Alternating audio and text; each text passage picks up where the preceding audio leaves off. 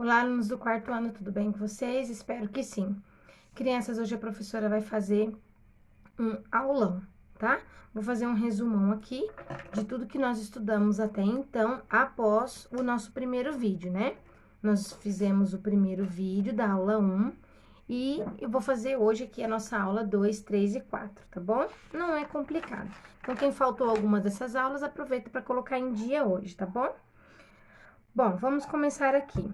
Na primeira aula, nós estamos estudando este bimestre sobre toda a arte que é produzida pelo nosso povo, né? Por isso que chama de arte da nossa cultura popular brasileira, que é toda a arte produzida pelo nosso povo. E tudo que o nosso povo produz, tudo aquilo que vira costume, acaba fazendo parte da nossa cultura, ok? E na aula passada nós estudamos sobre a ciranda, que é uma dança e uma música que foi criada aqui pelo nosso povo, né? E tem uma tradição muito forte lá na região de Pernambuco, na ilha de Itamaracá, onde nasceu a cantora que nós estudamos, a Lia, que é de Itamaracá, não é? A Maria Madalena. Então vamos lá. Hoje, na página 10 e 11, a gente vai estudar o instrumento musical ganzá, né? Olha lá. É um chocalho. Esse chocalho, ele é utilizado em outras músicas típicas da nossa cultura também, como o siriri, o samba, também tem a ciranda, né? Samba de coco e assim por diante. Então, você pode comprar um ganzá, né, numa loja de instrumento musical. Nós temos aqui, ó, na página 10 algumas formas diferentes de você poder fazer um ganzá. Mas caseiro, né, na nossa casa, a gente pega um potinho que tem a tampa, você coloca ali arroz ou feijão, mas o arroz ele vai dar um som mais agudo, né, mais fininho. E aí, aqui na página 11, nós cantamos um trecho da música da Lia de Itamaracá, quem me deu foi Lia, que nós ouvimos em sala de aula, e junto com o chocalho, tá? Que ficou mais ou menos assim. Estava na beira da praia, ouvindo as pancadas das ondas do mar, tá? Então, daí você vai fazer o seu chocalho, solta a música lá, quem me deu foi Lia, e canta e toca junto, ok? Para encerrar essa aula, foi feito uma ciranda de papel. Olha lá, no seu material de apoio tem uma folha igualzinha a essa daqui, onde tem crianças, né? Os bonequinhos aqui, ó. A sua folha, quando você abrir, ela vai ser assim, um retângulo branco, e em cada painel desse daqui, cada parte dessa daqui tem uma criança.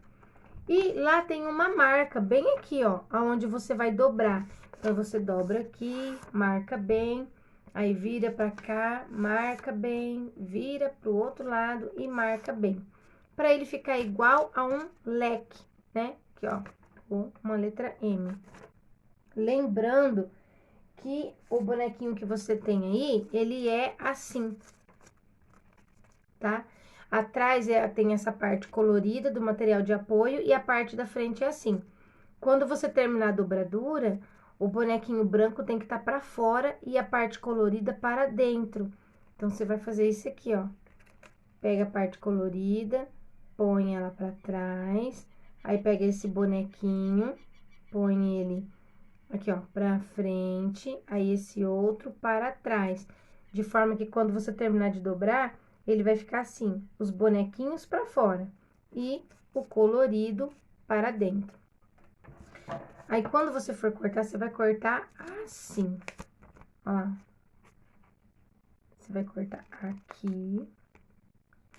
Não pode cortar aqui na mãozinha dele, porque senão eles vão soltar as mãos, tá? Aí, você vai cortar aqui, contorna a cabeça. Aí, você vai cortar um braço. Não pode cortar aqui, tem que entrar com a tesoura aqui, ó. Aqui, virou, recorta o corpo dele, Vou tirar mais um pouquinho aqui que ficou. Aí, você vai tirar aqui. Aqui. Certo? Vai cortar aqui a perna. Aqui. Encontrou. Ó. Mas nunca pode cortar aqui. Por quê, ó?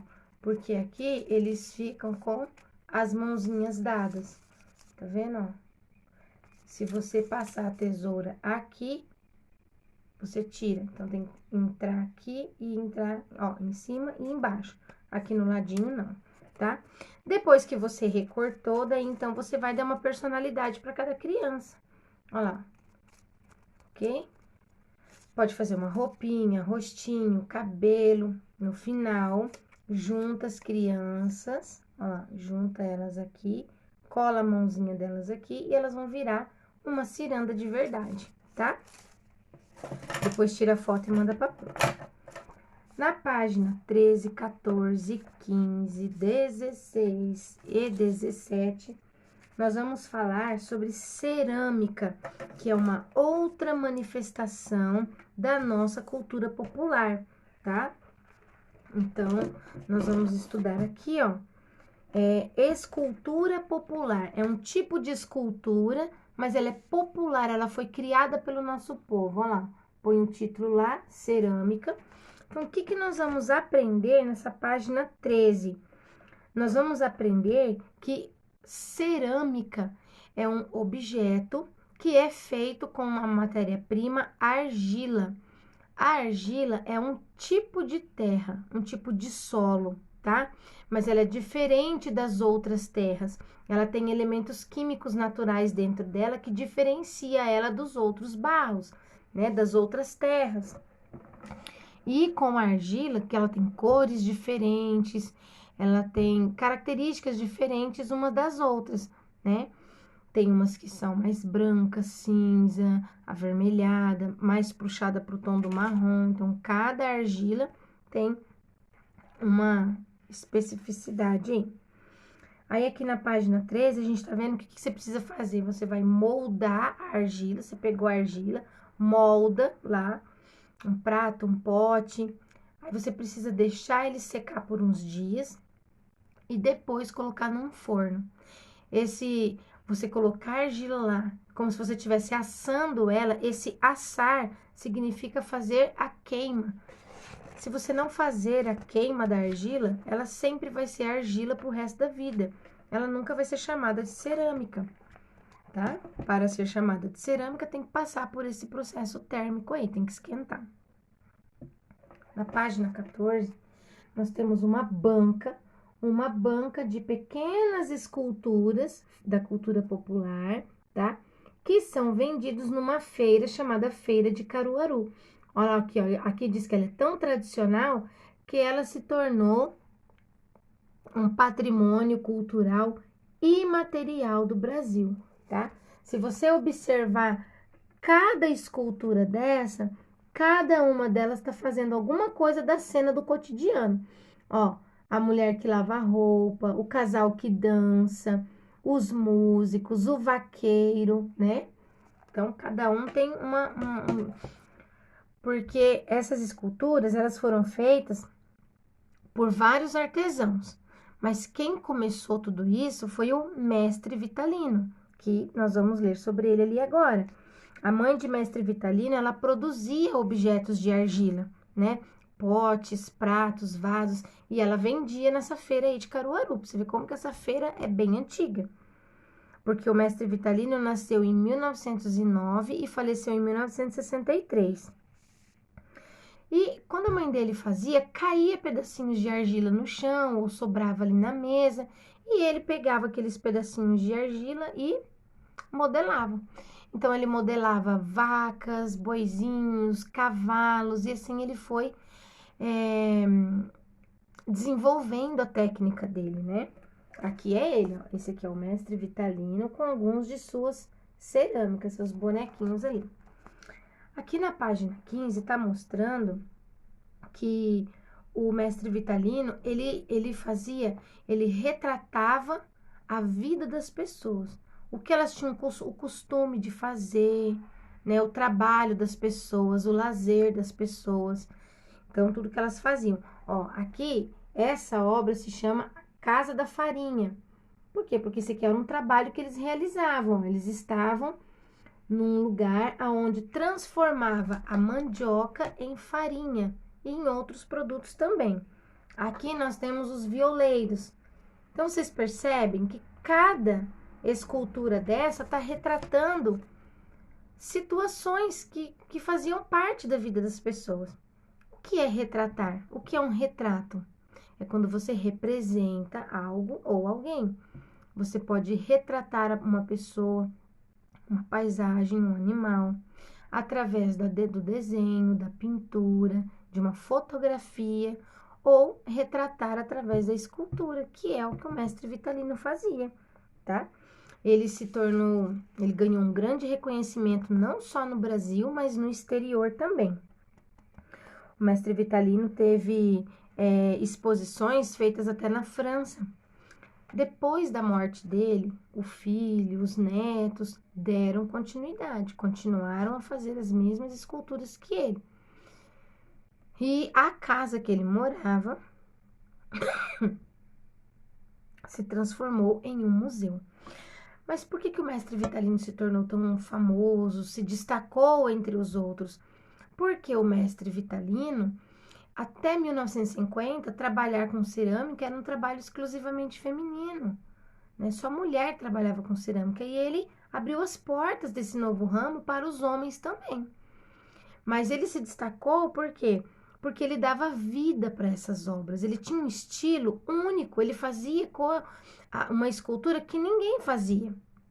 Então, ele mostrava o trabalho das pessoas, a vida das pessoas, o divertimento das pessoas e pintava, dava mais vida, né? Mais cor, né? Olha aqui, ó, na banquinha, ó, que bonito, né? O que as pessoas fazem no dia a dia delas de uma forma colorida. Em vez de ser um retrato através da fotografia, é um retrato através da escultura. Na página 17, tá falando sobre as esculturas, as cerâmicas dos indígenas brasileiros também. Então, aqui, todo esse texto que tá aqui vai explicar o seguinte, que aqui no Brasil existiu um povo indígena que se chamava Marajoara, porque eles viveram numa região chamada Ilha de Marajó. Esse povo, eles não existem mais, né? Os marajoaras. Então, os indígenas marajoaras, eles faziam peças decorativas e utilitárias, né? Ou seja, peças para decorar e também peças para eles utilizarem, né? E assim como o mestre Vitalino fazia peças para imitar, para representar o cotidiano dele, o dia a dia deles, os indígenas também, você pode ver que aqui nas peças, as linhas imitam os desenhos da pele dos bichos, dos cascos, né? O que tinha perto ali na vida dos indígenas? A natureza, a mata, os animais, né? Então, eles representavam animais, ó, tem uma bandeja aí, ó, em formato de uma ave, né? Esse povo indígena, eles já não existem mais, mas lá no estado do Pará, na região onde, em volta ali onde eles habitavam, as pessoas ainda fazem peças de cerâmica muito parecidas, muito próximas aí a dos índios marajoaras, tá bom? Tem um museu também lá no Pará, onde fica guardado muitas peças, né? Essas cerâmicas, as originais, as feitas pelos índios marajoaras mesmo, elas são artefatos arqueológicos, né? Vestígios dessa vida desse povo aí. Então, o que você vai fazer como tarefa sobre a cerâmica?